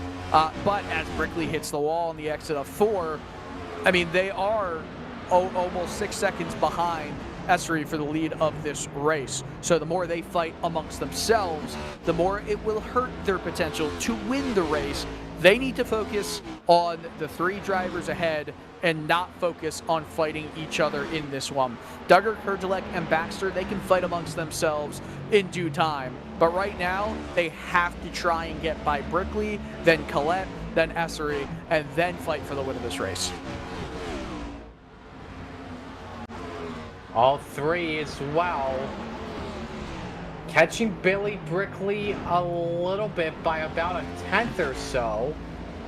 Should mention, too, that even with those guys on 4 tires, Roland Collette, 0.2 faster. Esri a 10th slower than Collette that last time by, but man, Esri is letting that gap fly big time at 3.16 seconds. Yeah, Esri is flying, but that gap isn't as big as it once was. A couple tenths each lap, it does seem to be getting taken out of it, whether it's by Collette or the trio that we're seeing on screen. This is going to be a big test for them. Let's see how they're able to get by Billy Brickley here. You saw that little peek down the inside from Trevor Baxter on Kurgulak. He'll take the higher line, but you noticed Baxter could have made a move right there at Kurgulak. Could have went down the inside, but decided not to do that. Might try and do it here, but there's no need to be a little bit rash. He'll take a peek down the inside. Ooh, not what Baxter 41 wanted. washes up a bit. This does open the door. This, to me, is within the confines of the engagement rules, if you will. The rules of engagement is what I was going for. Baxter going in there. Kurgulak has the advantage. Corner exit. They're side by side still. Boy. On the throttle first, the 41. gives a little smooch to the wall, but actually helps him out. It was a love tap to hang on to fifth, but this allows Brickley and Duggar to pull away. I mean, look how much space and time they lost by going side by side for the entirety of that 1.25 mile lap. They lost time for sure. And they also put way too much energy and effort into these tires than should have been necessary. The door has opened up for P3, and now Alan Duggar takes a peek down the inside. This might start a train of drivers getting past Billy Brickley. Now let's keep in mind, Brickley, 3 laps of worn tires compared to the rest. Duggar 119, Brickley 116. Kurgelek 119, Baxter 118. Baxter underneath Kurgelek once again for the 5th spot. Is it going to be worth the risk here? Risk taken, reward. Kurgelek also drives in deep at the same time. And this is where Kurgelek will have the advantage. He'll get the nice draft off of the 69, and they nearly rub, they touch. And Kurgelek with the advantage for now. For now, Brickley doing all he can, but he knows that his time in 4th is quite up to, it might be getting away from him now. These two still fighting side by side, but I think we're going to see it come to a head here in the 3. And look at how much space Duggar has opened up. He's basically checked out of the 5-star hotel here. The bottom step of the podium is his by a lot. And now the 69 with the little scrape off for 4. Gotta stop playing with your food if you're these two drivers right here. Brickley obviously has a slower car, mainly because of those tires. Gets by 1. Now 1 more driver to go before Baxter, Kurgelek, and Duggar can all 3 be clear of Billy Brickley. But it will come down to how quickly you're able to dispatch of these 2 tire takers. And right there, it took way too long for, honestly, both Kurgelek and Trevor Baxter to do it. Like you said, Marty, Duggar has checked out of this battle right here. He is in the best possible spot to turn the strategy on its head. But he's 5 seconds back of Chris Essery, 2.5 seconds back of Collette. By the way, 2.5 seconds is now the gap between Collette and Essery. Collette has 1 lap fresher tires, and that gap has constantly come down. Last lap was over a 10th quicker for Collette. The top 2 basically have turned lemons into lemonade for right now. We just hope that it doesn't get spoiled for them, as we've got 17 laps of racing remaining for Essery and Collette. Now let's talk about this too as well, because drivers came into the race with 4 sets of tires. If, and again, keyword, if a flag flies between the green and the white, do you pit for that final set of tires? I think you do. I mean, it depends what position you're in. I don't think it's very simple to say that. I think right now, if the caution came out, I think you'd see almost the entire field go down pit road. I think that if there was a caution that set up overtime, I think you'd see, again, most of the field come down pit road. But if you're in first place, if you're in second place especially, the question becomes, what do you lose if you pit and nobody else does come down with you? Because it is about how quickly you can get passes done on restarts here. Once it gets settled down, probably going down the backstretch, it becomes a lot harder to make moves work, even with fresher tires. That time Baxter gets past Ronald Judd cleanly. Baxter probably thinking some better words that time.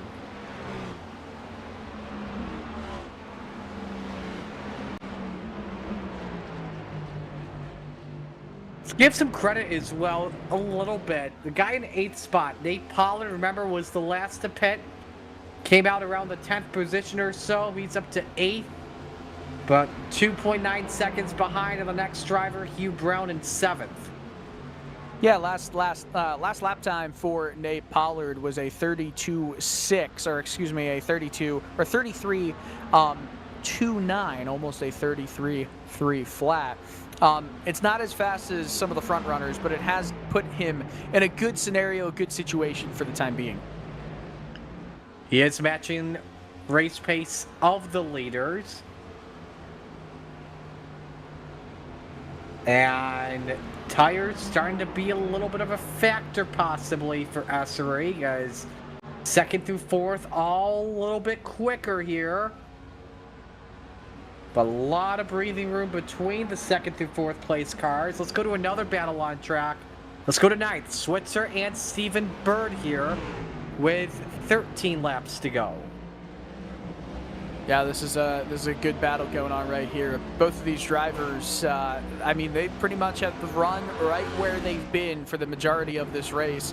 Switzer took Stephen Bird's spot from the start of this race to where we are now. +1 for Switzer, -1 for Stephen Bird, and they're still putting on a good show.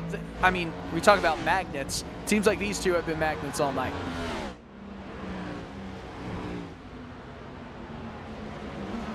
Again, Bird just trying to, oh boy, drove in too deep, nearly drove her into the back of the 6. And again, Bird just trying to set things up here. Really right on his tail. Oh, man. Really close. Yeah, that was a late move down to the inside to take that lower line right there. I mean, I should be on these two. It could bring out the caution, a move right here. Now they're side by side over the stripe. Bird underneath on Switzer. Bird's going for it. They lead on one. Oh boy. Yeah, I wouldn't be too happy about that right there if I was Switzer, as they swap positions again momentarily onto this braking zone. A big dive into the corner by the 14. The switchback will be on, but how much momentum? I think it was removed from this play, as that arrow blocking that dirty air really took effect right there. Collette losing a lot of time to Alan Duggar. Meanwhile, the battle for second starting to get interesting. Duggar picked up 6/10 last time by. I don't know if Collette had a bad corner. Yeah, last Collette time by is now did. 3/10. Collette definitely did, because he was just under 2 seconds behind Essery, and he dropped those 6/10 from Essery too. So a horrible lap for Collette right there. Alan Duggar, the quickest car on the racetrack with under 10 laps to go. He will, without question, need a caution flag if he wants to get back up to Essery. With the gap between first and third would not be enough time for the 15 to catch the 4 if there was a situation. But all eyes are now pointed on the battle for runner-up at the end. Last lap time for the leader was a 33.5. Last lap time for, let's say, Duggar was a 32, or I should say a 33.3, and a 33.2 for Trevor Baxter. So we're talking multiple tenths here. It's probably too little too late. It probably is. Essery was far enough ahead to take that 2-tire call and to make it work for a race win, unless something happens in these last 7 laps that we don't see coming. It could get wild here. Duggar starting to attack to set this up. A lot of time to set up the move for the second spot at the end.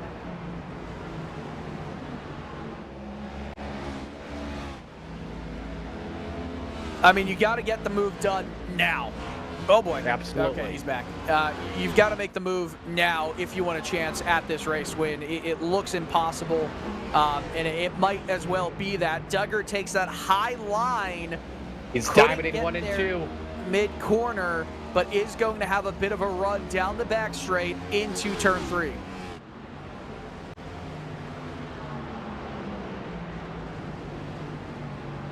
Well, hopefully Duggar doesn't have any internet issues to the point where it could end his race, perhaps.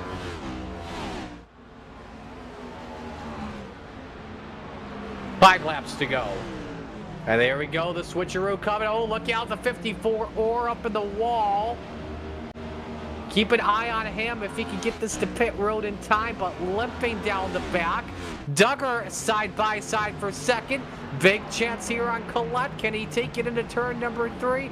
A drive in deep, a little slide job. He's got it. And I think Collette may have let him go because of the internet blink out. He's definitely got it there. All right, so there's 5 laps to go now 4, I should say, in this race. I mean, we got to see 6/10 per lap. I don't know if we're going to see that. He was 3/10 quicker last time by. With the car in front. That's the only Yes. thing. Let's see what happens here.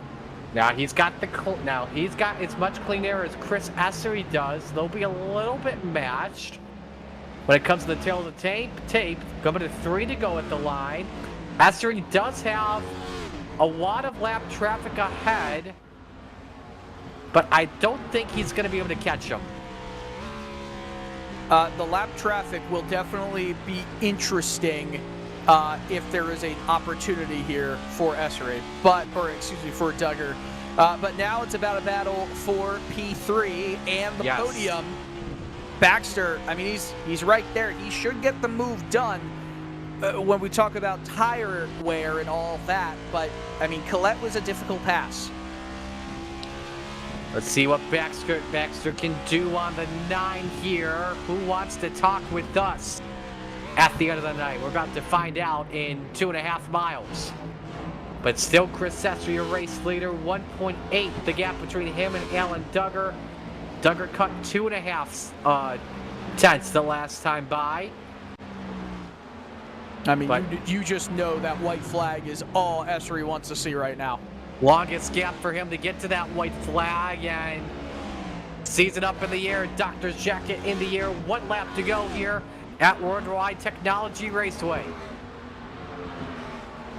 Essery in car number 4 won at Echo Park Speedway on June 29th, his lone win of the season after leading 15 laps.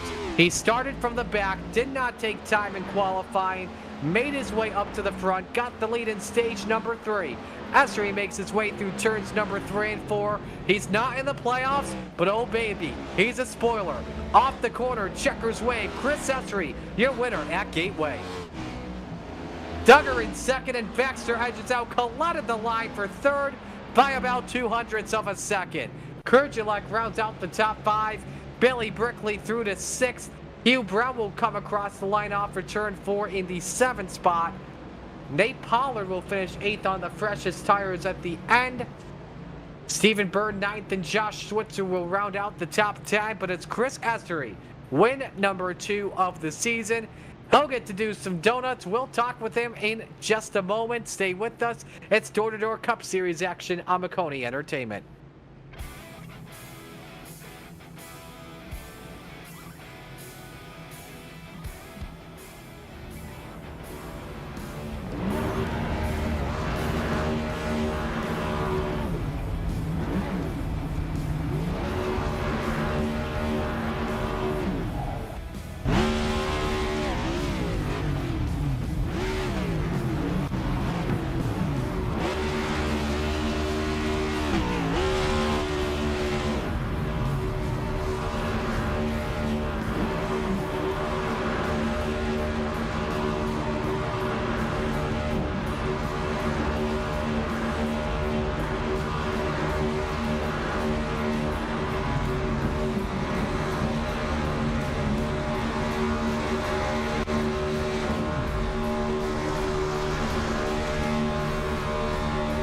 When you want to be the best, you can't settle for the rest. For anything on iRacing, there's just one name you need: Maconi. With the launch of Maconi Entertainment and Maconi Competizone alongside Maconi Setup Shop, we now provide the best of the best in setups, paint schemes, coaching, broadcasting, and event organization.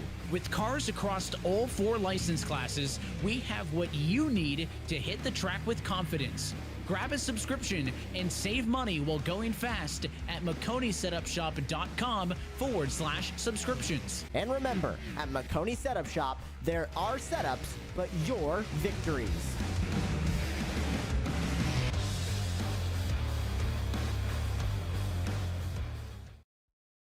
Racing isn't easy, but experiencing it is. iRacing puts you in the driver's seat with the industry's leading sim racing game. Drive on laser scan replicas of the greatest racing circuits from around the world. Go head to head against other drivers chosen by skill-based matchmaking to ensure competitive racing at every level. Compete across all your favorite series. in officially licensed cars engineered to deliver the most accurate driving experience possible.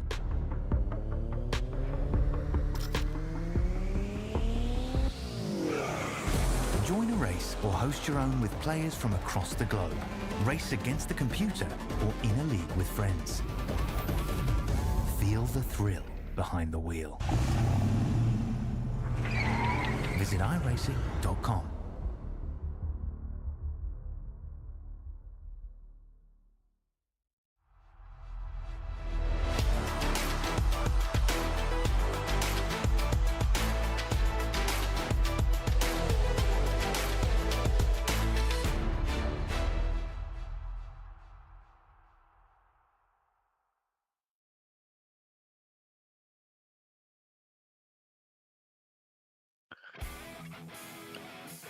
Back here on Maconi Entertainment with post-race coverage of the Door Cup Series at Worldwide Technology Raceway. Chris Essery taking home the race win, his second of 2025. Essery wins by 1.2 seconds over Alan Duggar in second. Trevor Baxter finishes third. Roland Collette in fourth. Michael Kurdzielak in the fifth spot. Sixth belongs to Billy Brickley. Hugh Brown in seventh. Nate Pollard eighth. Stephen Bird ninth. And Josh Switzer 10th. Dylan? Continuing down the order, we've got Danny Carpenter in 11th, Thomas Freeman, Tommy Osborne, James Nesta finishing in 12th through 14th, all in the lead lap. William Lark, the only driver a lap down. Daniel Best, the only driver 2 laps down. 15th and 16th for those two. Terry Orr, Thomas Hegland, Bradley Knop Snyder, and Ronald Judd. Your top 20, just rounding out the rest of the field. Brian Burchett, Michael Reeves, and of course, the legendary, the all-timer, 000 race control. The GOAT. Somehow, 157 laps down. So with that, I think it's time to bring in our top 3 here on in, and we'll start off with your race winner, Chris Essery. Chris, big win for you there, and I think it really all started in stage 3, grabbing that race lead. You and Brickley moving up to the top 3, or moving up to the top 2, I should say. Take me through your pass for the win. Man, I mean, it was a little too easy. I thought, oh, I'm driving this car way too hard because he kind of just gave it to me. Maybe he overshot the entry, but once I got in front of him, I was just like, I got to take advantage of this clean air because that's it's a huge advantage, and I just ran with it. It really was the key here for sure. What led to the 2-tire call over 4 tires? That has to go to my teammate, Brian Burchett. In practice, he tried it, and he was like, this thing has grip. And we were looking at the final stage. If we split in half, it's like 35 and 35, and the lefts had good tire wear, and I was like, you know what, let's just go for it. And it worked out for us. Well, definitely a call that helped you win the race for sure. So next week, a good one around the corner. Bristol, how do you feel going in? Not very good. Just like this one, today, I kind of just arrive and drive. Didn't get any practice this week. Probably going to be the same thing next week at Bristol. Hopefully it's long runs. I feel good on the long runs, but hopefully we can just get a top 10. Who do you want to give shout-outs to on the win? Shout out Red Snapper Racing, Brian Burchett, Tommy Osborne, Michael Kurdzielak, and our crew chief, Philip Chavez, making the great calls for us. Well, congratulations on the win. Second win of the year, and well-deserved. Nice job tonight. Thank you. Absolutely. So there's your winner, Chris Essery. Second place finisher. What's the fastest car at the end? Alan Duggar, runner-up. He's with Dylan. Yeah, Alan, a really solid drive at the end there, but I guess it was those moments earlier in that final stage that maybe were the reason that you weren't able to come away with the win here tonight. Just take us through that final drive, the struggle of trying to get past some of the 2-tire traffic, if you will. Yeah, the dirty air is just horrible in these cars, and it's a challenge when you get in that bubble. When you get close to them, it just makes your car tight, which I was still a tick tight. I needed to get a little more rotation on the car and made an adjustment trying to loosen it up, and I didn't go far enough on it. And it was a challenge, but I was able to get by them, and I needed probably about, I'd say 5 to 8 more laps to run down Chris, but overall, it's still a good finish. Yeah, second place is nothing to be too upset about, but definitely understand some of the frustration that you're having right there. Talk about that dirty air just a little bit. We know that this Cup car generates all or a lot of the downforce, I should say, from underneath the vehicle. All the air through that diffuser shoots out centrally. That's what you're having to deal with here, and this isn't really a multi-groove track in most of the sense of what we consider to be multi-groove. So combination of really having to use the tire life up on the right side, combination of that dirty air. Do you feel like, you could have done anything besides that small adjustment that you wanted to take a little bit further, maybe earlier in the race, tried a few more things? Like, how did the car feel as the race went on?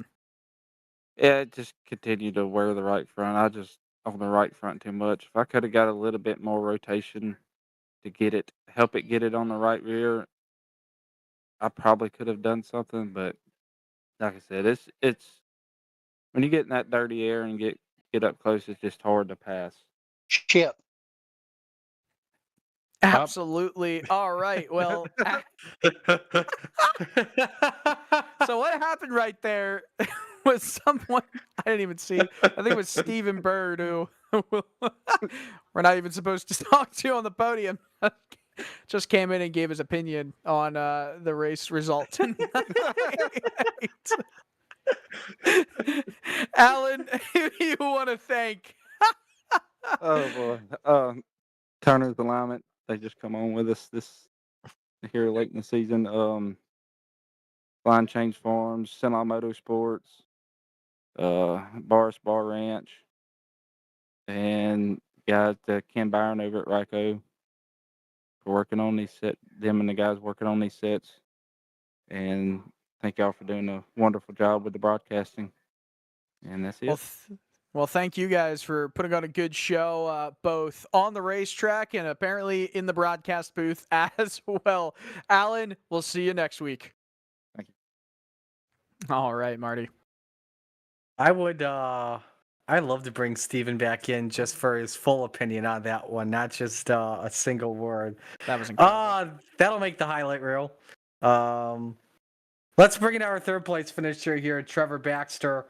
Trevor, you looked very fast tonight. What happened to your car once you got into that dirty air from your perspective? We were good. It was great. I mean, the car was good. Right there, before we got in a little debacle, we were hitting 33 flats. The guys up front were running 33.2. So, I mean, we had the car. Just didn't work out. Got shuffled back a little bit. Got into some lap traffic. But, I mean, we're racing and it happens. We aim to finish top 5. We finished P3. So, we're happy. Good playoff points. Move on to the next round. How are you feeling? Absolutely, it was. How do you feel going to Bristol next week? A little short track racing, get some banking back. I think everybody would be happy to see that.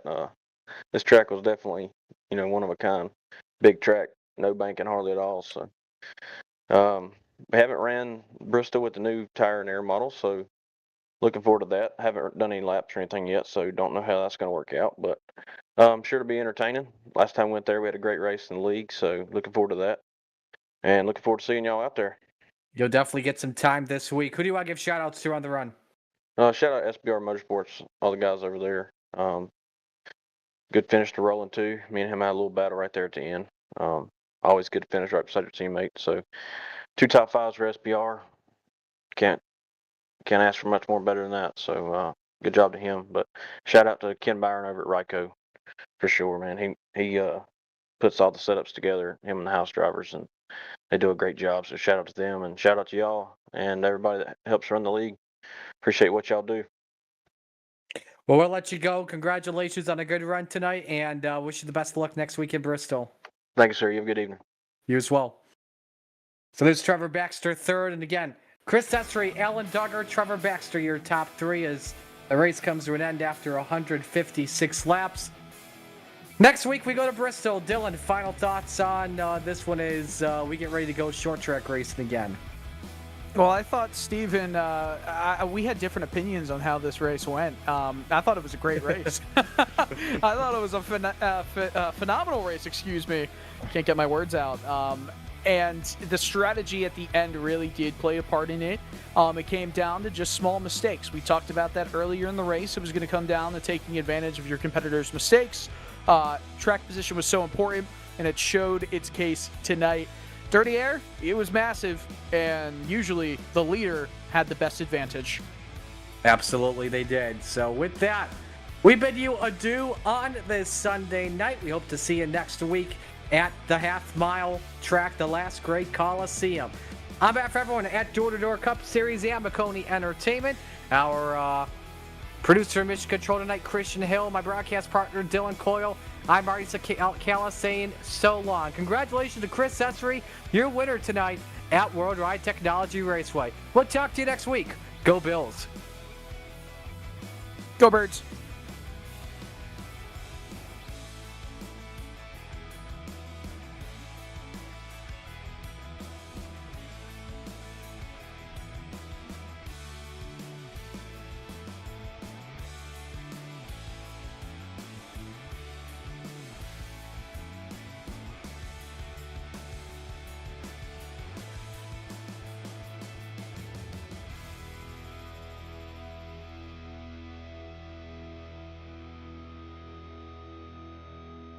When you want to be the best, you can't settle for the rest. For anything on iRacing, there's just one name you need, Maconi. With the launch of Maconi Entertainment and Maconi Competizone alongside Maconi Setup Shop, we now provide the best of the best in setups, paint schemes, coaching, broadcasting, and event organization. With cars across all 4 license classes, we have what you need to hit the track with confidence. Grab a subscription and save money while going fast at MaconiSetupShop.com/subscriptions. And remember, at Maconi Setup Shop, there are setups, but your victories.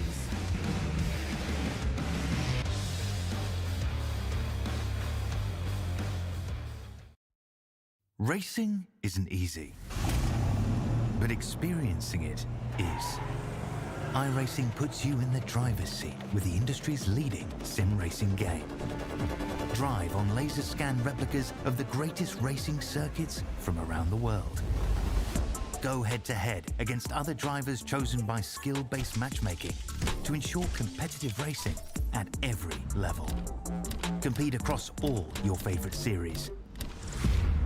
In officially licensed cars, engineered to deliver the most accurate driving experience possible.